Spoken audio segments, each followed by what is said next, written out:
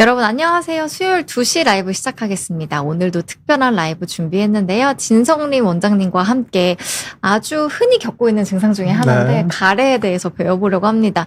그런데 이 가래를 절대 방치하면 안 되는 네. 이유가 있다고 합니다. 저도 네. 가래 많은 사람으로서 오늘 강의 너무 기대가 되는데요. 먼저 네. 원장님께 인사드리겠습니다. 네. 원장님 안녕하세요. 안녕하세요. 네. 또 한 달 만에 지성입니다. 이렇게 인사를 네. 드리는데요. 잘 지내셨죠, 원장님? 네, 열심히 잘 지냈습니다. 네, 오늘 주제 또 아주 야심차게 준비를 해주셨는데 네, 네. 어떤 내용인지요? 제가 이제 환자를 보다 보면은 이제 환자분들의 인식이 기침이나 숨차다 이런 거는 환자분들께서 좀 심각하구나 이렇게 생각을 하시는데 네네네네. 제가 30년 호흡기내과 전문의로서 활동을 하다 보니 네. 이상하게 환자분들이 별로 심각하게 생각 안 하시는 대표적인 증상이 가래예요. 그러니까 뭐라고 말씀을 하시냐면 가래는 다 달고 사는 거 아니야? 뭐 가래야 어느 정도 있는 거 아니야? 이렇게 생각을 많이 하셔가지고 굉장히 초기에 병의 진단이 안 되고 그리고 우리나라의 문화가 가래에 대해서 굉장히 관대합니다. 우리나라의 문화 자체가. 네네네. 네, 서양은 가래에 대해서 굉장히 엄격한 문화 기준을 갖고 있어요. 그러니까 서양의 뭐 미국이나 영국에 가보면 가래를 이렇게 뱉거나 이런 일 절대 안 합니다. 길에서. 되게 좀 무례하다고 네, 생각하는 엄청 거죠? 무례하다고 생각하기 네네네. 때문에.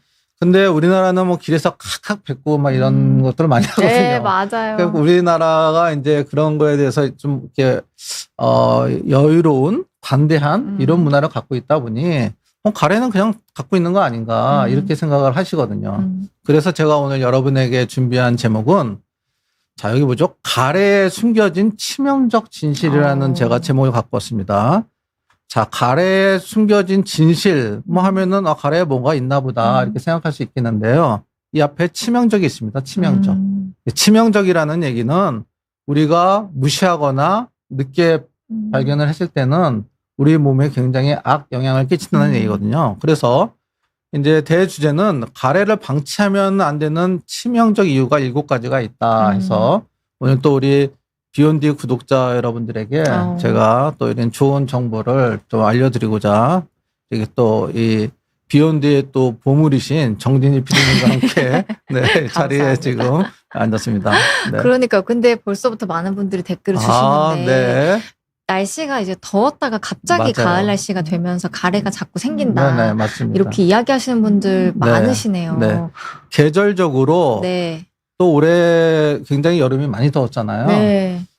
더웠던 여름이 이제 가을로 바뀌는 이 시점이 이제 우리가 환절기라고 하는데 특히 여름에서 가을로 바뀌는 환절기에 호흡기 질환이 많이 이제 증가하게 되어 있습니다. 네. 날씨 기온차가 심해지면서 가래도 많아지고 이제 숨도 많이 차고 그러는데요. 그래서 오늘의 강의가 이 가을철에 또 다가올 겨울을 대비해서 네.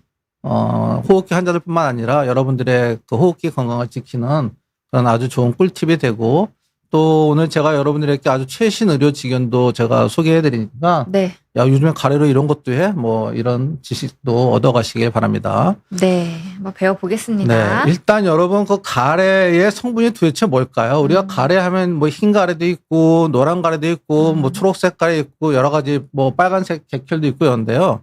정상적인 가래입니다. 이거는 가래의 성분은 정상적으로 이게 뮤신이라는 게 제일 많아요. 이게 점액이거든요. 점액 네, 뮤신. 네, 네. 가래가 우리가 성분이 약간 끈적끈적하잖아요. 네. 불처럼. 그게 바로 뮤신인데 이 뮤신 안에는 이제 탄수화물이 제일 많습니다. 탄수화물, 단백질 그리고 특이하게 황산염이 있고요. 그리고 또 가래에는 중요한 게 뭐가 있냐? 세포가 있습니다. 세포 중에 염증 세포하고 상피 세포가 있고요. 염증 세포를 분류하면 뉴트로필이라는 호중구, 매크로파지, 대기세포, 림포사이트, 에오시노필 이런 이제 세포들이 존재를 하게 됩니다. 이런 세포들이 왜 있느냐? 이런 세포들이 있어야지 우리가 세상을 살아가는 데 있어서 아니 너무 누구시죠? 와. 성님 누구신가요? 아이고, 후원해 주셔서 감사합니다. 아이고 너무 예, 감사합니다. 아이고. 성님 네캠님 네. 15만 원. 와, 감사드립니다. 그래서 이런 세포들이 있기 때문에 우리가 살아갈 수 있는 면역을 획득하고 들어온 균을 잡아내고 이러는 겁니다. 그리고 세 번째는 단백질이 있고요. 네 번째는 지질이 있고 그다음에 DNA와 액틴이라는 이런 구성 성분으로 되어 있습니다. 네. 그래서 가래는 우리가 사실은 가래가 없으면 인간이 살 수가 없어요. 우리가 평소에 가래는 나쁜 거라고 생각을 하잖아요. 네. 왜냐하면 가래가 여러 가지 질환을 일으키니까. 불편하니까. 그렇죠. 네. 근데 가래가 그러면 없다. 우리가 가래가 아예 없다면은 인간이 또 못 살아요. 왜냐? 가래가 굉장히 중요한 역할을 하기 때문이거든요. 그래서 지금 보이는 게 가래의 정상적인 역할. 가래는요, 기도와 기관지를 보호해주는 역할을 합니다. 그래서 얘네들 가래 안에는 이 호중구하고 이뮤노글로빈 A라는 게 있어요. 네. 그래서 얘네들이 면역을 이제 일으키는 거죠. 면역을 해서 외부로부터의 그 균의 방어를 해주는 게 되고, 또 가래가 있어야지 정상적인 실리아, 선모가 있는데 이 선모들이 정상적인 운동을 하는 데 가래가 필요합니다. 근데 여기서 말하는 가래는 정상적인 가래인 거예요. 그리고 이 가래가 있어야지 점막이 이렇게 습하게 점막을 약간 윤활유처럼 네. 이렇게 유지를 해줍니다. 그래서 이런 가래가 만약에 없다면 우리는 정상적인 호흡을 할 수가 없습니다. 그래서 가래는 이렇게 정상적인 역할을 합니다. 그런데 뭐든지 정상이 있으면 이제 비정상이 있잖아요. 도가 지나친 거. 근데 가래가 이렇게 역할만 하면 좋은데 이 치명적인 가래라는 게 있습니다.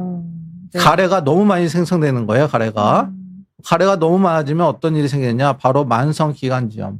가래를 그냥 달고 사시는 분들, 천식, 또 시스틱 파이브로시스는 낭포성 섬유증이라서 우리나라에는 드물지만 외국에는 굉장히 흔한데 이거 엄청나게 가래가 많이 나옵니다. 그러니까 여러분들이 알고 계시는 기관지 확장증보다도 더 심한 가래가 나오는 게 바로 약간 유전병이거든요. 낭포성 섬유증이라는 게 아주 가래가 많이 나옵니다. 네. 그래서 이렇게 가래가 많아지면 어떻게 되느냐? 가래가 많으면 그 가래가 정상적보다 너무 많으니까 거기에 이제 염증 세포들이 자랄 수 있는 하나의 텃밭이 되는 거예요. 그래서 염증이 나빠지거든요. 염증이 나빠지니까 또 더 끈끈해져요. 가래가 윤활유 역할만 해야 되는데 완전히 가래가 끈적끈적해서 점도가 증가하면 여러분 바이러스나 박테리아, 곰팡이, 결핵균 이런 것들이 영양분을 주는 거예요. 그래서 얘네들이 그 영양분을 섭취하면서 우리 기관지 내 폐에서 마구마구 증가하는 거거든요. 그래서 또 이렇게 가래가 많아지면 이거는 이제 공인된 사실인데 기관지 확장증일 때 사망률이 올라가는 이게 문제입니다. 그래서 사망률까지. 그래서 제가 기관지 확장증 강의를 한 두세 번 하면서 늘 말씀드렸는데 기관지 확장증일 때 가장 여러분들 환자분들이 병원에서 많이 듣는 말씀이 해줄 게 없습니다. 그냥 그렇게 사세요. 가래 피가 나올 때나 오세요. 이런 말씀들을 많이 듣고는 환자의 잘못이 아니죠. 환자분은 병원에서 그렇게 얘기하니까 그렇게 할 수밖에 없는데 왜 기관지 확장증에서 가래를 그냥 놔두면 안 되냐면 바로 이 사망률이 올라가기 때문에 그래요. 네. 그냥 병이 악화만 되는 게 아니라 그냥 그렇게 지내는 게 아니라 확장증 때문에 죽어요. 그렇기 때문에 제가 그렇게 강조하듯이 기관지 확장증은 반드시 항생제 치료를 해야 된다고 강조하고 또 강조하는 이유가 이 죽기 때문에 그렇습니다. 예. 그래서 이제 가래의 결과 이런 것들이 있고 그러면 우리가 이 가래를 이용해서 어떤 진단을 할 수 있을까를 한번 생각을 해보면요. 네. 가래를 이용해서 가장 중요한 진단은 결핵이냐 아니냐. 너무 중요해요. 네. 결핵은 여러분 결핵은 엑스레이로 진단하는 게 아니야? 아닙니다. 결핵은 CT 찍어서 진단하는 거 아니야? 아닙니다. 결핵의 확진은 여러분 가래 검사입니다. 엑스레이나 CT는 의심. 근데 확진은 반드시 가래 검사가 확진이에요. 네. 그래서 이렇게 또 요즘에는 최근 우리나라가 결핵하고 비슷한 거 비결핵이라는 게 있거든요. 네. 예, 비결핵 항상균도 많아지고 있어요. 과거보다. 그러면 이 결핵하고 비결핵도 우리가 엑스레이로 진단을 할 수 있느냐, 감별할 수 있느냐, 감별 못 해요.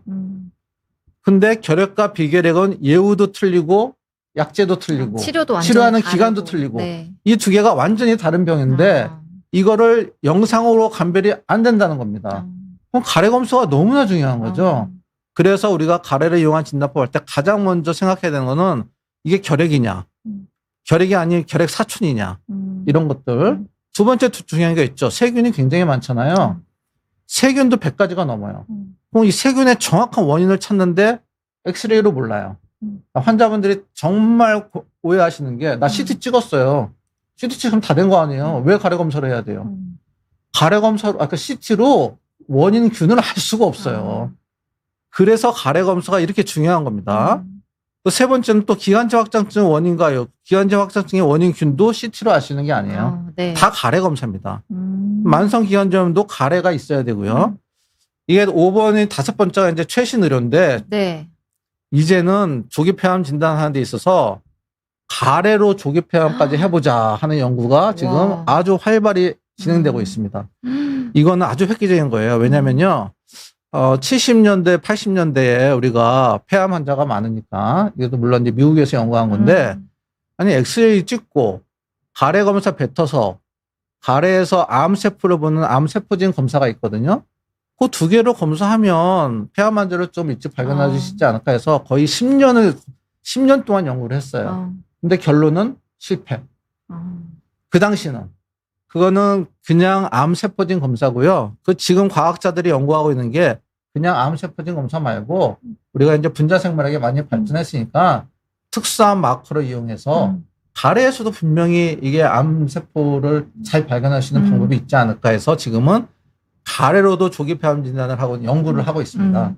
그래서 이제 이게 굉장히 좀 고무적인 그런 사실이에요. 이게 바로 제가 지금 말씀드린 폐암을 진단하는 가래 연구가 이렇게 많아요. 와. 예, 이게 이제 미 RNA 바이오마커 분자생물학이 발달했다고 그랬잖아요. 그래서 RNA 바이오마커가 이렇게 밀 21, 밀 31, 밀 R210 이런 것들이 있고요. 또 우리가 RNA가 나오면 또 DNA가 나오잖아요. 그렇죠? 네. RNA, DNA 여러분 분자생물학 잘 아시니까 이 DNA에 메틸화를 시켜가지고 DNA 메틸화 바이오마커를 만들었어요. 그래서 이게 좀 발음하기가 조금 잘해야 되는데 SOX, 그다음에 CD 태그 이렇게 이런 것들이 지금 현재 임상에서 연구 중에 있고 일부는 시도도 하고 있는 것들입니다. 그리고 또 단백질 바이오마커라고 해서 ENOZ1이라고 해서 네. ENO1도 단백질을 이용해서 우리가 조기폐암의 바이오마커로 이용을 하고 있고요. 또 너무나 그 아이러니하게 세균을 이용해서 또 바이오마커를 찾고 있습니다. 와. 또 하나 그래서 이것들을 복합한 것도 이용해서 우리가 바이오마커를 찾고 있고 그래서 왜 우리가 폐암에 대해서는 이렇게 많이 연구하느냐. 제가 저번에도 말씀드렸지만 폐암은 엄청 암도 많이 걸리고 걸리면 또 사망률도 제일 높고 이게 동양이나 서양이나 같이 많이 걸리고 있는 지금 인류의 생존에 있어서 가장 문제가 되는 암이 지금 폐암이기 때문에 폐암에 대해서는 이렇게 연구가 지금 다양한 방면으로 많이 일어나고 있고 와. 폐암의 치료제도 굉장히 많이 다양한 연구가 일어나고 있는 것입니다. 네. 그래서 이제 가래하면 떠오르는 게 기관지 확장증인데요. 그럼 기관지 확장증은 도대체 어떻게 생기느냐? 처음에 뭐 어떤 원인이 들어옵니다. 이게 바이러스일 수도 있고 세균일 수도 있고 화학 물질일 수도 있고 뭔가 상처가 들어오는 거예요. 상처가 들어오면 여기서 이제 염증 세포들이 막 활동을 해요. 염증 세포들이 막 활동을 하면서 기도를 망가뜨려요. 상처를 주는 겁니다. 쉽게 이야기하면 기도를 상처를 주면 여기에서 이제 염증이 이제 가래가 많이 생성이 되는데 상처가 됐다가 가래가 생성해서 여기서 끊기면 좋은데 얘네들 가래가 이제 저수지에 물이 썩듯이 이 스타스테스 썩어 정체 가래가 기관지에 꽉 눌러 있는 거야. 거기서 빠져나가지를 못하는 거예요. 네. 그렇게 되면은 이제 어떻게 되냐? 기관지가 점점 늘어나면서 이게 기관지 확장증이 되는 거예요. 그래서 우리가 기관지 확장증이라는 병은 제가 다시 한번 말씀드리지만 가래와의 싸움이다. 우리가 혈압은 뭐하고의 싸움일까요? 고혈압은 혈압을 잡는 거의 싸움이잖아요. 네네. 당뇨는 뭐를 잡아야 되나요? 혈당을 잡는 네. 거잖아요. 브론키엑타시스 이 기관지 확장증은요 가래를 잡아야 돼요. 그래야 되는 거지. 근데 가래를 잡아야 되는데 지금 우리나라에서 잘못된 의학 전달이 아니 그렇게 살아야 됩니다. 해줄 게 없습니다. 이런 인식이 다 퍼져 있기 때문에 우리나라 기관지 확장증 분들이 그렇게 고생하고 있는 겁니다. 지금. 그래서 이제 여러분들이 주장을 해야 돼요. 그래서 의사 선생님이 그렇게 살아야 합니다면 그거 아니라고 하는데요. 이렇게. 알고 있습니다. 이거는 네. 이미 근거가 다 나와 있는 거 제 얘기가 아니라 의학적 세계 최고의 논문에 다 근거가 돼 있는 얘기니까 여러분들이 그렇게 선생님한테 말씀을 해드리면 돼요. 치료해 주세요. 이렇게. 그 엑스레이를 봅시다. 엑스레이는 원래 이렇게 까맣게 보여야 정상인데 이건 양쪽이 전부 허옇잖아요. 이렇게 보이면 정말로 갈 때까지 간 거다. 이렇게 되면 정말 치료가 어렵다. 이렇게 되기 전에 병원에 가셔야 된다. 기관지 확장증일 때 여러분 이게 가래예요. 이게 기도고요. 기도 안에 이게 구멍이 뚫려야지 숨이 공기가 왔다 갔다 하는데 가래가 이렇게 기도를 완전히 막고 있는 겁니다. 와, 색깔도 근데 되게 색깔도 노랗네요. 완전 노랗잖아요. 네. 완전히 오래된 화농성.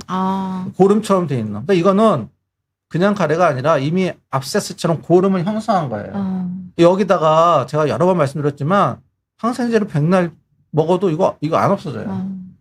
나중에 이제 그런 사진이 또 나오겠지만 그래서 특수치료가 필요한 거고요. 자, 이거 여러분들이 오늘 제가 드리고 싶은 정말 왜 가래를 그냥 넣으면 안 되냐. 여러분들과 또 주위의 선생님들도 가장 많이 하고 있는 오해 7가지. 요즘에 이게 유행인 것 같아요. 5가지. 6가지. 네, 7가지. 네. 7가지입니다, 여러분. 첫 번째는요. 누구나 가래는 달고 삽니다. 이게 틀린 말이에요. 정상적으로 가래는 있어야 되거든요. 근데 정상적인 가래는 내가 못 느껴요. 저는 지금 가래가 있다고 못 느끼거든요. 근데 제 안에 가래가 있어요. 그러니까 가래가 있다고 느끼는 거를 우리가 가래 달고 산다고 그러잖아요. 네. 가래를 더군다나 늘 달고 산다. 이거는 괜찮은 게 아니라는 거죠. 이런 분들은 빨리 병원에 가서 이거 치료를 받아야 된다는 얘기예요. 자, 두 번째 비슷한 맥락이긴 하지만 만성적인 가래는 치료할 필요가 없어. 가래 다 누구나 달고 사는데 뭐. 가래야 다 있는 거지. 담배 피면 좀 나오는 거고 뭐 감기 걸리면 나오는 거지. 가래가 뭐가 그렇게 중요해. 이렇게 이제 인식을 많이 하고 있는데 만성적인 가래는 반드시 치료를 해야 됩니다. 치료할 필요가 없는 게 아니에요. 또 세 번째, 야, 이거 만성인데 이게 치료되냐? 안 돼, 안 돼. 가봤자 안 돼. 내가 병원 다녀봤는데, 야, 약 먹어도 안 나서 불치야, 불치. 네네네. 이것도 오해예요. 그러니까 저희 병원에 오시는 정말 뭐 20년, 30년 된 가래에 있는 분들이, 물론 한 달, 2달 약 먹어서 낫지는 않습니다. 근데 한 3년, 4년 약을 꾸준히 먹으니까 이 사람들이 놀라운 변화를 하거든요.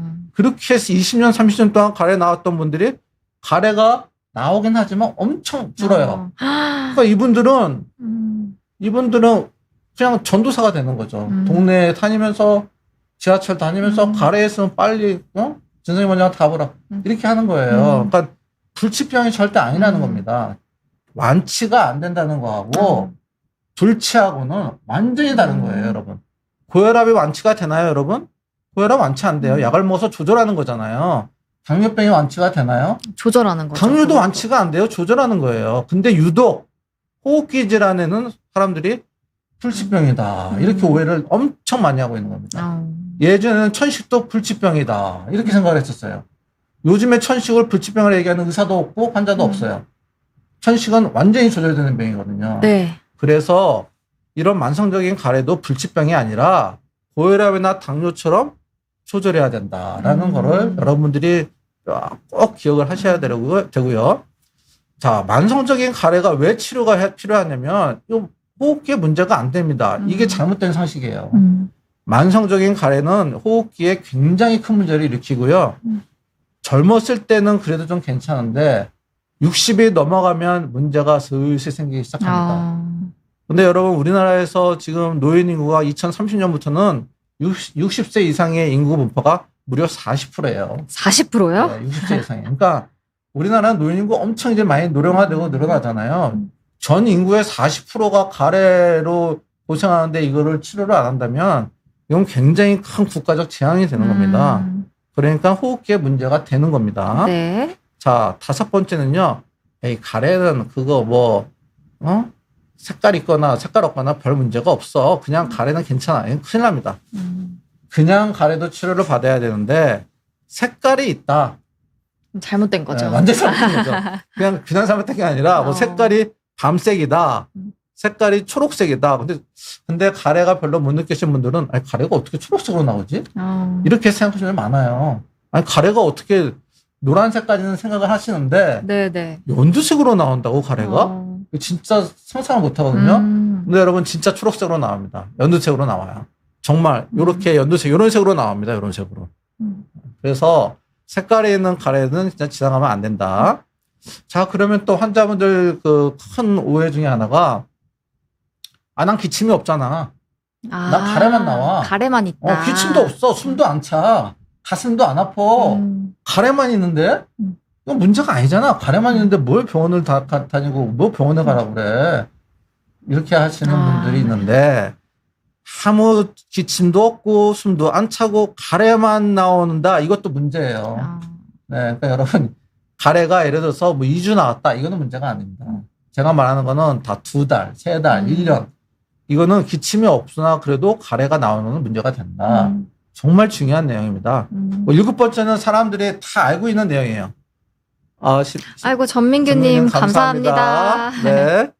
7번째는 다 알고 있어요. 왜 가래에 피가 나왔다. 그러면 다 와요 병원에. 이거는 심각하다고 느끼시는 이거는 거죠? 가래에 피가 나왔다면 병원에 안 오는 사람들이 없어요. 네. 근데 혹시나 해서 제가 가래에 피가 나오지 않으면 괜찮습니다. 이건 아니죠. 피가 나오지 않아도 문제가 될 수 있습니다. 왜냐면 가래에 피가 나오면 100% 나와요. 네. 네. 피가 나왔다면 우리나라 분들은 너무 놀래가지고 응급한 상황이라고 생각을 바로 하시니까. 오십니다. 네네. 피가 나오는 다 오는데 피가 아니더라도 그 가래에 색깔이 있거나 하면 오셔야 된다. 이 말씀을 제가 드리고 이 7가지는 여러분들이 꼭 잘 기억을 해두시기를 부탁드려서 주위에 있는 또 뭐 가족분들이나 지인분들, 친구분들이나 이런 분들한테 다 이거를 전파를 해야 됩니다.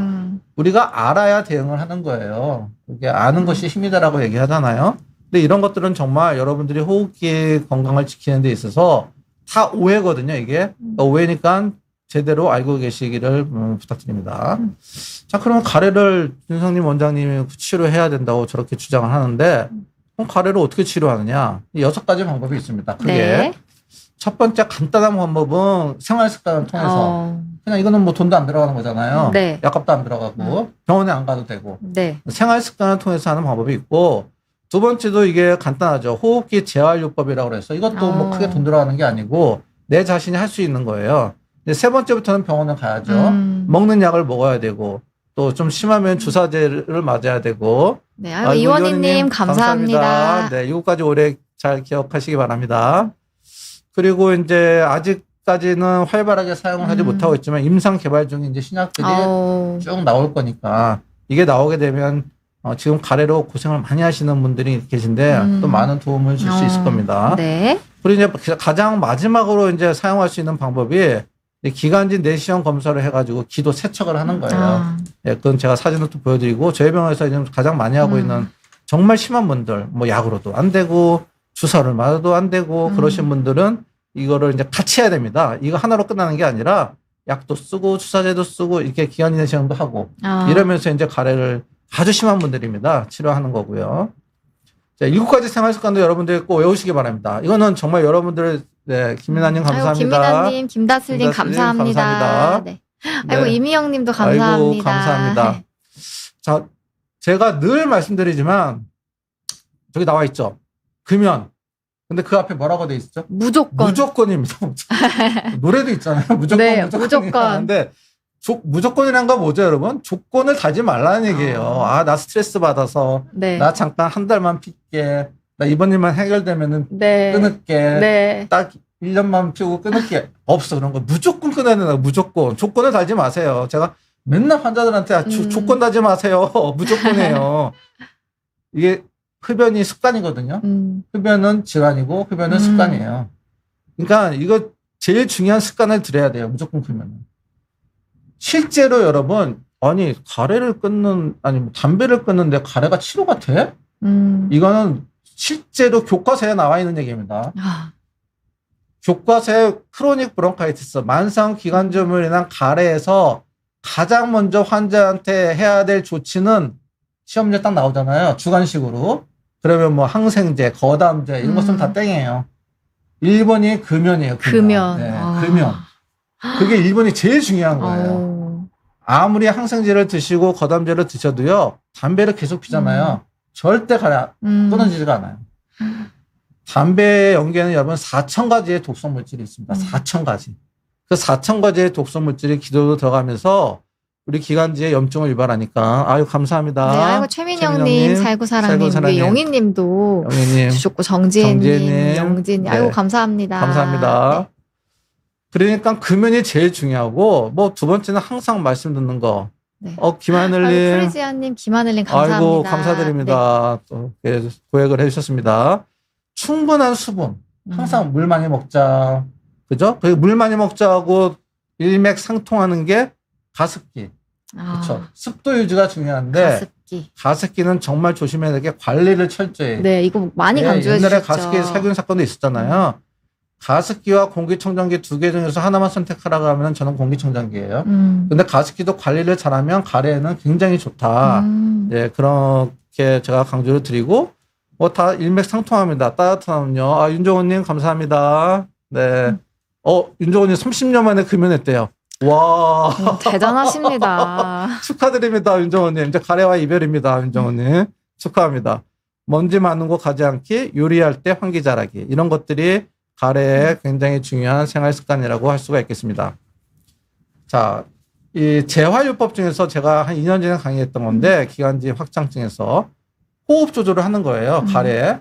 이 브리딩 컨트롤은 뭐냐면, 우리가 호흡을 이렇게 크게 들으셨다가 휘파람을 불면서 내쉬는 겁니다. 기도를 크게 들으셨다가 휘파람도 이렇게 내쉬면 섬모 운동이 항진화되면서 가래들이 조금씩 배출하는 데 도움이 됩니다. 네. 그리고 두 번째는 이제 흉곽 확장이에요. 이거는 아까 말씀드렸지만 흉곽, 내 흉곽을 있는 힘껏 이렇게 들이마시면 우리 흉곽이 싹 이렇게 풍선처럼 늘어나거든요. 이 흉곽을 확장했다가 내쉬기. 네. 이게 흉곽 확장이고, 세 번째는 굉장히 독특한데, 이거는 강제로 호기해라. 이게 무슨 말이냐면, 그냥, 말은 어려운데 쉬워요, 여러분. 3번은 뭐냐면요. 저를 보시면 되는데, 그냥, 그런 겁니다. 강제로 확 내쉬라. 네. 숨을 내쉬는 겁니다, 이렇게. 엄청 강하게 하는 확 내쉬는 거예요. 근데 이런 것들을 하시면은 이게 이제 완전한 가래를 배출하는 효과는 아니지만 그래도 조금이나마 가래를 효과를 줄 수가 있고 또 이렇게 건강한 사람은 잘 못 느끼는데 굉장히 COPD나 기관지 확장증이나 이런 분들이 이런 운동을 하시면 많이 느껴요. 폐가 많이 안 좋은 사람일수록 이 운동을 꾸준히 하셔야 돼요. 매일매일. 매일매일 아침에 15분, 저녁 때 15분. 그러면은 이게 점점점 폐활량도 늘어나고 가래도 많이 도움이 됩니다. 네. 이거는 이제 건강한 사람은 하면 잘 못 느껴요. 그렇지만 이제 질환이 있는 분들은 굉장히 많이 느낄 수 있습니다. 이것도 이제 그래비티 어소시티드 포지션인데 이게 뭐냐면 예를 들어서 이게 우스개 그 영상들이 많은데 물구나무 서는 거예요. 물구나무 서면은 우리가 서 있으면 가래가 밑으로 내려가 있잖아요. 네. 그리고 가래라는 게 이 폐 밑에 있는 가래는 더 잘 안 올라오거든요. 쭉 이렇게 올라가야 되니까. 물구나무에 서면은 중력을 이용해서 가래가 밑으로 쭉 내려오는 거예요. 그런데 물구나무에 서기까지 힘드니까 저는 환자들한테 이제 오른쪽 폐가 안 좋으면 오른쪽 폐를 위로 가게 해서 이렇게 좌우로 눕혀가지고 두드려주고 이런 게 이제 바로 자세를 이용한 거담 배출법입니다. 양압기구는 우리가 또 그 양압기구라는 걸 써서 가래를 좀 이용하는데 도움이 될 수가 있습니다. 이제 치료약제로 들어가면 이때부터 이제 병원에 가야 되는 건데요. 네. 이제 제일 중요한 건 항생제죠, 여러분. 여러분 항생제는 항상 오남용 얘기해서 엄청 거부감을 갖고 있는 사람도 많아요. 환자분들 중에서 항생제 써주지 말아주세요. 그러면 제가 얘기하죠. 항생제 안 쓰면 당신은 죽어요. 필요한 순간은 잘 써야 이거는 되는데. 무조건 써야 되겠다. 오남용 문제이긴 하는데 항생제를 써야 될 순간에 질환이 분명히 있거든요. 네. 근데 사실 우리나라가 이게 뭐 항생제가 뭐 감기에도 쓰고 이래서 오남용 문제는 많이 됐지만 최근에는 이제 심평원에서 이걸 다 그 관리를 하기 때문에 거의 30%나 줄었어요. 우리나라는 이제 항생제 오남용 국가가 거의 많이 좋아졌습니다. 그래서 여러분들이 안심하고 차변주님 감사합니다. 아유, 감사합니다. 안심하고 병원에 가셔서 병원에서 이제 선생님들이 항생제에 대해서 엄청 이제 다 잘 쓰시고 계세요. 그러니까 여러분들 한번 항생제에 대해서 부담 갖지 마시고 필요하면 이거 드셔야 됩니다. 거담제는 뭐냐면 가래가 끈적끈적하잖아요. 그걸 다이설파이드 분들을 딱 끊어줘서 좀 묽게 만들어줘서 잘 뱉게 이렇게 해주는 게 거담제고 기관지 확장제는 기관지를 조금 넓혀서 가래가 좀 나올 수 있게 해주는 건데 사실 가래 치료 약제에서 이제 기관지 확장제 역할은 요즘에는 거의 없습니다.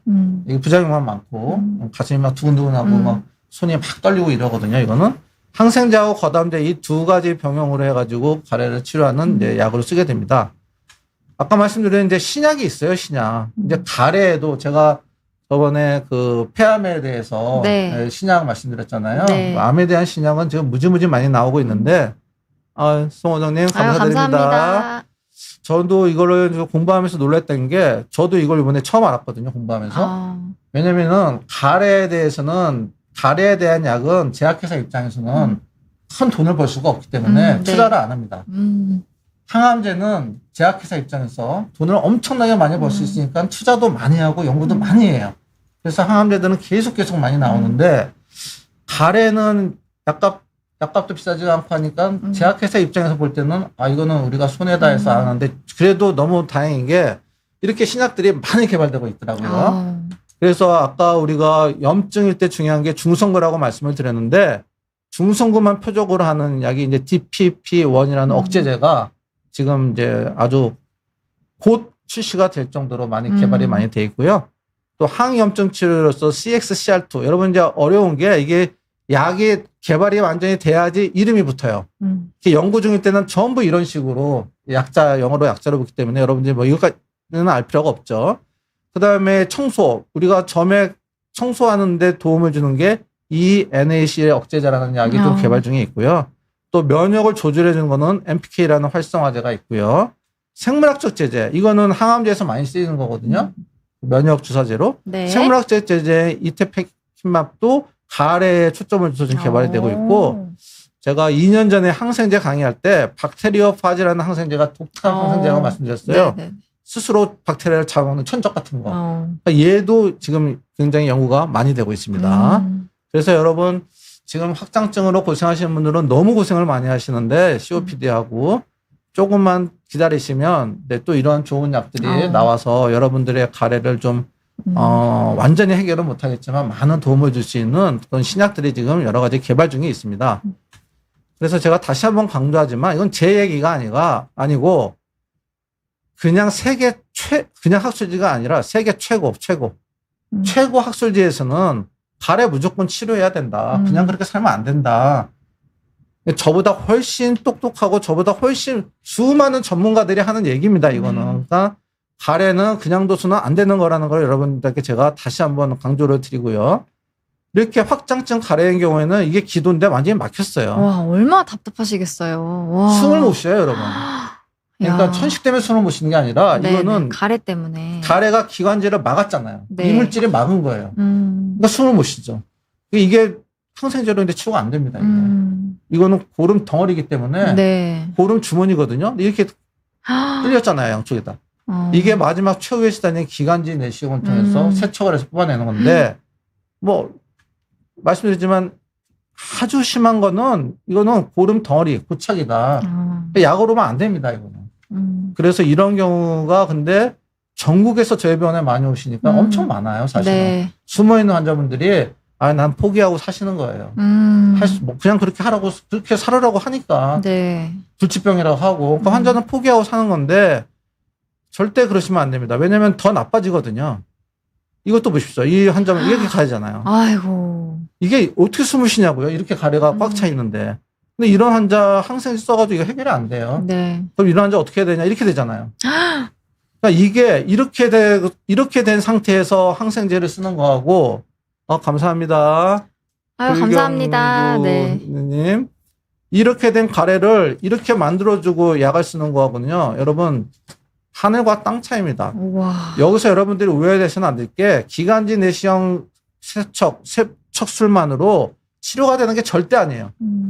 이렇게 하고 항생제도 쓰시고 주사도 맞고 이렇게 하셔야 돼요. 거담배도 드시고. 근데 이런 상태에서는 아무리 약을 먹어도 이게 낫는 게 아니고 이거를 이렇게 썩은 가래를 다 빼낸 다음에 우리가 피부에 여기에 농양이 생겼어요. 이거는 찢어가지고 고름을 짜줘야 돼요.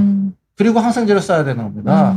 그거를 외과적으로는 IND, 인시전 앤드 레인지, 배농요법이라고 얘기하거든요. 네. 일단 배농요법은 뭐냐면 우리 몸 안에 덩어리처럼 고름덩어리가 있을 때는 그거 암만 항생제 써도 안 낫는다는 고름을 짜내야 된다는 겁니다. 똑같은 겁니다. 그 이론이.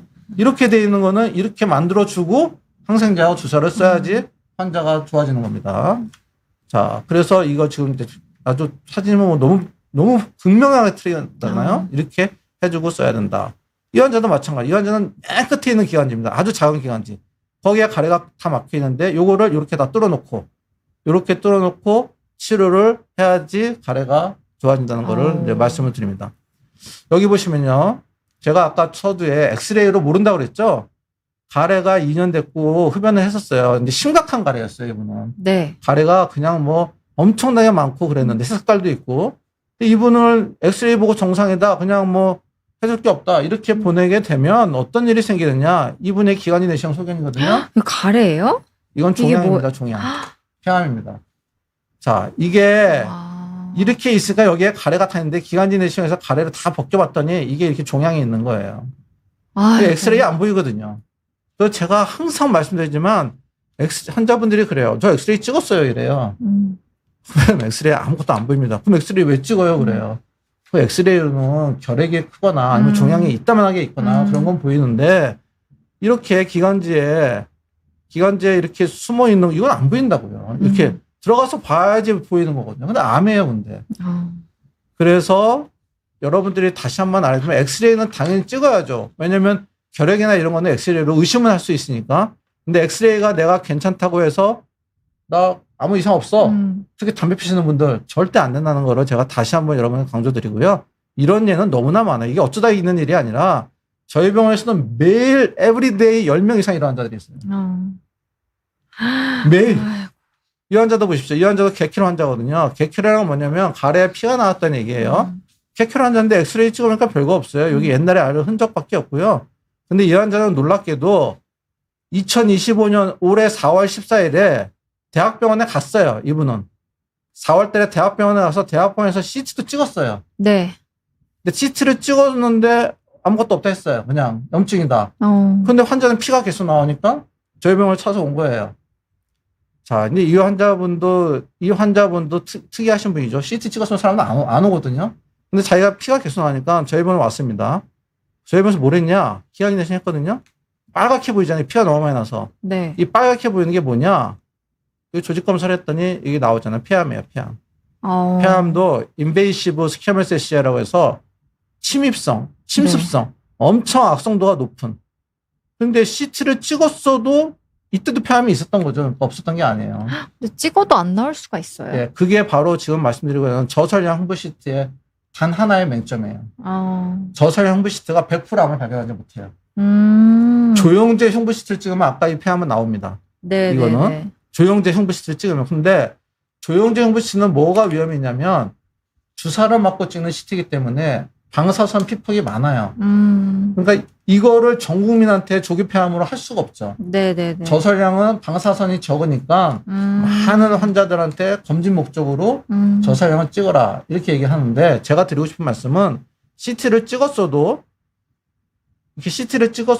이 환자는 객킬에 나오잖아요. 네. 객킬에 나왔으니까 CT를 찍었음에도 불구하고 CT 다음에는 어떤 검사가 있느냐? 기관지 내시경 검사 해야 됩니다. 그래서 객킬에 나올 때는 CT가 정상이어도 기관지 내시경을 해야 되는 이유가 여기 있는 거예요. 환자분들은 내가 CT까지 찍었는데 기관지 내시경을 왜 하느냐? 이렇게 말씀하는 분이 많아요. 너 과잉진료 하는 거 아니냐? 왜 하냐? 일단 설득해서 환자분이 거절하면 못하지만 기관지 내시경 해야 되는 이유가 바로 이거. 책에도 나와 있습니다. Unexplained Hemoptysis. 모든 검사를 다 했는데도 객킬에 나온다. 기관지 내시경 해라. 딱 명시되어 있는 겁니다. 왜 그러냐? 이런 사례들 때문에 그런 거예요. 그래서 이분도 이렇게 폐암이 진단이 됐습니다. 자, 그래서 여러분 마지막 슬라이드인데요. 심각한 가래는 왜 치료해야 하는가?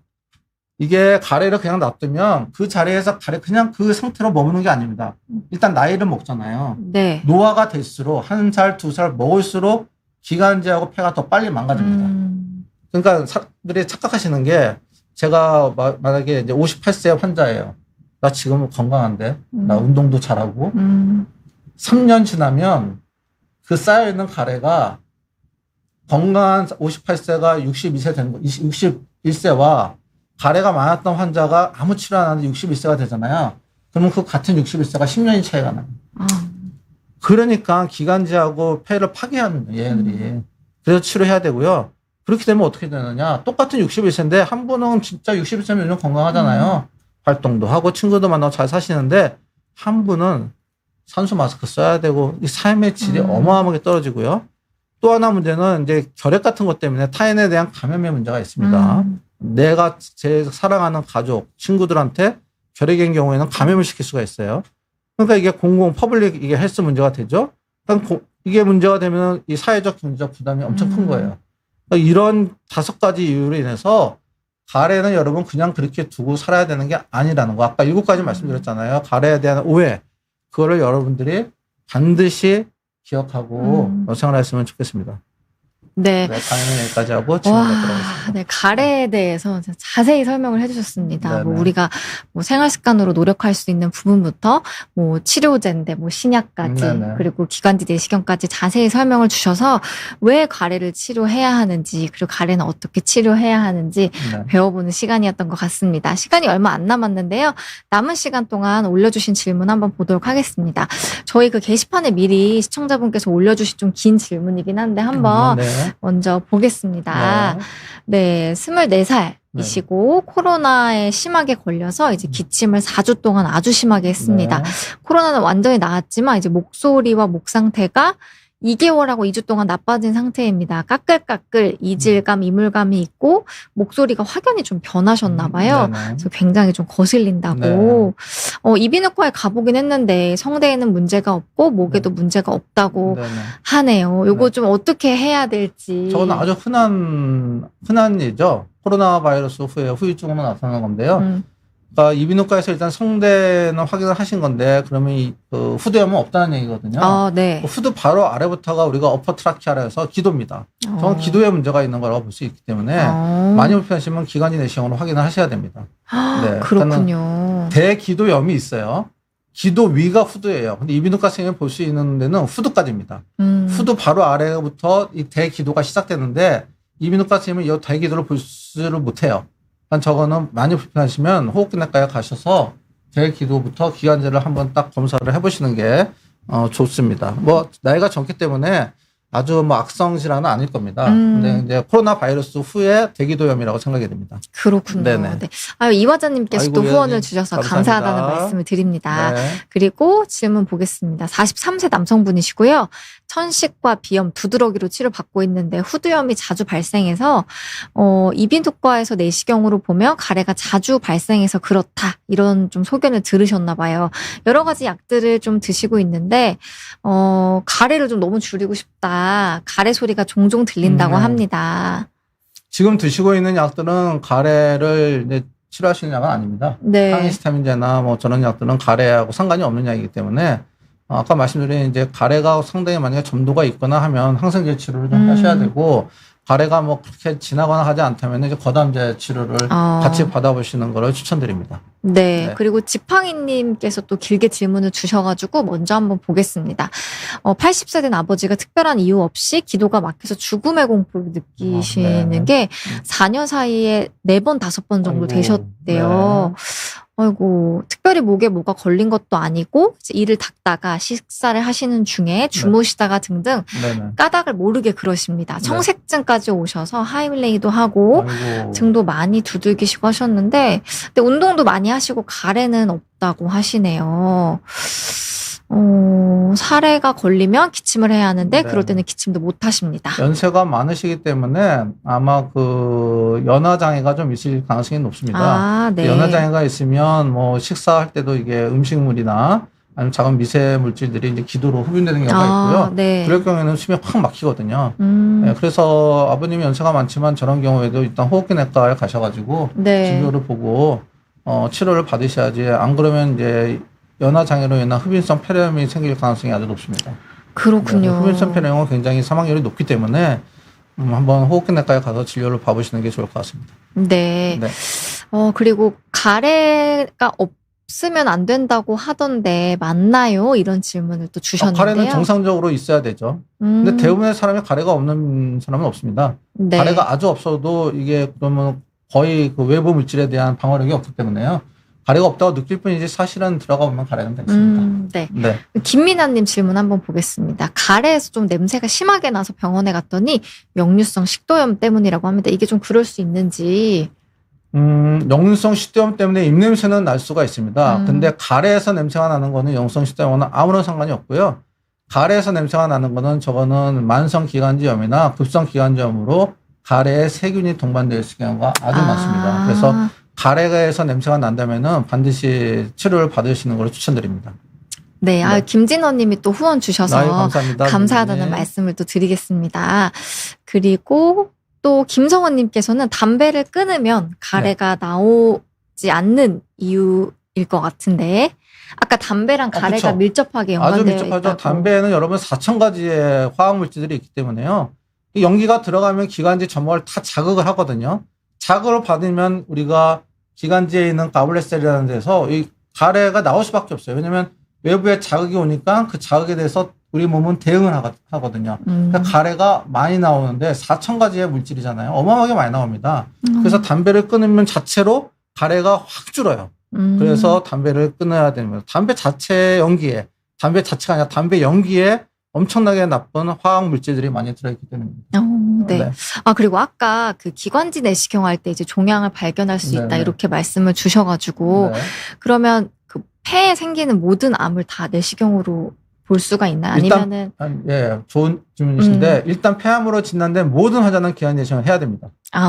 그게 이유가 두 가지입니다. 네네. 하나는 폐암이 생긴 위치가 기관지에 가까운 부위에 있으면 조직 검사를 하기 위해서 해야 되고요. 두 번째, 폐암의 폐 끝에 기관지 내시경으로 도달할 수 없는 폐 바깥쪽에서도 기관지 내시경을 해야 되는 이유가 폐암의 병기를 결정할 때 임파선이 퍼졌는지 그거를 결정할 때 폐암 병기 판정을 할 때 기관지 내시경은 100% 무조건 필요합니다. 그래서 폐암을 진단을 하는데 기관지 내시경을 안 하고 진단하는 거는 있을 수가 없습니다.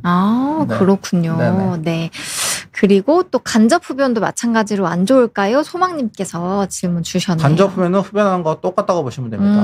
네. 연기를 직접 마시는 거나 옆에서 마시는 거나 담배 마시는 거 똑같기 때문에 그래서 우리나라 이제 건강권이 강조돼서 담배를 뭐 공공장소에서 못 피게 하는 이유가 간접 흡연은 이미 타인에 대해서 내가 담배를 안 피우는데 옆에 사람이 담배를 피우면 내 건강이 나빠진다가 이미 밝혀진 과학적 증거예요. 그렇기 때문에 담배는 간접 흡연도 안 좋습니다. 네, 아까 무조건이라고. 네, 무조건입니다. 무조건. 강조를 해주셨고 또 김성은님께서는 전자담배도 담배입니다. 무조건입니다. 네. 전자담배도 무조건 끊어야 됩니다. 그리고 윤희준님께서 또 후원 주시면서 감사합니다. 기관지 내시경으로 폐암 발견할 수 있나요? 이런 질문. 말씀드렸죠. 아까 저철량 CT로도 발견이 안 되는 게 기관지 내시경 검사로도 발견되는 경우가 있기 때문에 폐암을 진단하는 데 있어서는 무조건 기관지 내시경 검사는 그냥 필수 검사라고 보시면 됩니다. 네. 그리고 조성래님께서 결핵은 완치가 가능한 질환인가요? 라는 질문. 네, 아주 좋은 질문이십니다. 사람들이 결핵은 또 불치병이라고 생각하시는데 결핵은 완치가 가능한 병입니다. 네, 결핵은 6개월 한결핵제를 먹으면 완치가 되고요. 아주 특수한 경우에는 9개월을 먹게 됩니다. 근데 비결핵성 항상균은 완치가 조금 어렵습니다. 일단은 진짜 결핵은 완치가 되고, 진짜 결핵은 또 사람들한테 막 전염을 시켜요. 근데 결핵 사촌, 비결핵 항상균은 타인한테 전염을 안 시키고, 그 대신 완치가 힘들어요. 치료가 좀 어렵다. 네, 약이 더 독하고. 어쨌든 폐결핵 자체는 치료가 완치가 됩니다. 네. 그리고 정지혜님께서 가래는 혹시 뱉는 게 좋은가요? 아니면은 뱉지 않는 게 좋은지. 가래는 원칙적으로는 가래가 많이 끓는 거는 뱉는 게 좋은데 아까 말씀드렸듯이 아무 데서나 뱉으면 안 돼요. 공공장소나 그러니까 자기 혼자 있는 공간에서 가래를 뱉고 처리를 잘하고 뭐 이렇게 하셔야 되는데 뭐 길 가다가 뱉고 뭐 공공장소에서 막 뱉고 이러면은 감염의 위험도 있거든요. 네. 본인 집에서 가래가 많이 쌓일 때는 뱉어내는 게 좋습니다. 네. 그리고 이비인후과랑 호흡기내과 차이 여쭤보신 분도 계시네요. 어떻게 좀 병원 갈 때 어떻게 가면 좋을지. 병명에 나와 있습니다. 아까 그 과명에 이는 귀자죠. 비 호비자입니다.